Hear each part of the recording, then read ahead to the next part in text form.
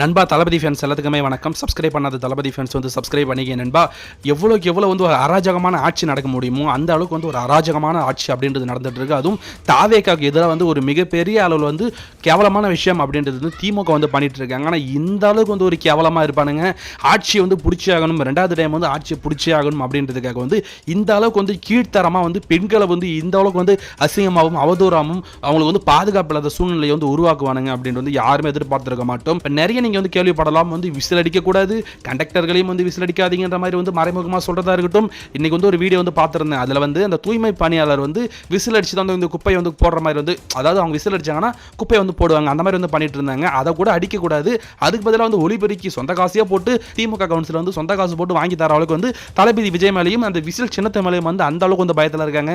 ஏற்கனவே வந்து தமிழ்நாடு காவல்துறை அப்படின்றது வந்து சென்னை சேப்பாக்கம் மைதானத்துக்கு வந்து நீங்கள் விசிலாம் வந்து கொண்டு போகக்கூடாது அப்படின்ற மாதிரி வந்து சொல்லியிருக்காங்க. ஆனால் இன்னைக்கு நடந்திருக்க விஷயம் அப்படின்றது வந்து ஒரு கேவலத்தின் உச்சங்க, அராஜகத்தின் உச்சங்க. அதாவது தாவேக தொண்டர்கள் வந்து நீங்க யாரெல்லாம் ஓட்டு போடுவீங்க, விஜய்க்கு ஓட்டு போடுவீங்களா, விஜய்க்கு வந்து எந்த அளவுக்கு ஆதரவு தருவீங்க அப்படின்ற மாதிரி கேள்விகளை மட்டும் தான் வந்து கேட்க போயிருக்காங்க. நிறைய பெண் நிர்வாகிகள் வந்து கேட்க போயிருக்காங்க.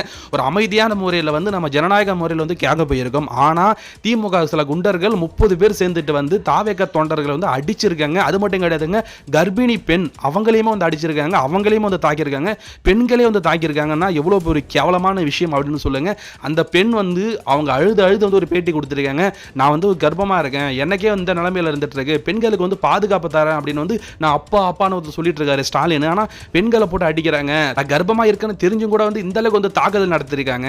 இந்த ஆட்சி திரும்ப வந்து வரணுமா, பெண்களுக்கு பாதுகாப்பே கிடையாது, தாவேகா ஒழிச்சு ஆகணும், விஜய் ஒழிச்சு ஆகணும் அப்படின்றதுக்காக வந்து கேவலமான விஷயங்கள் வந்து இந்த ஆட்சியில் வந்து பண்ணிட்டு இருக்காங்க.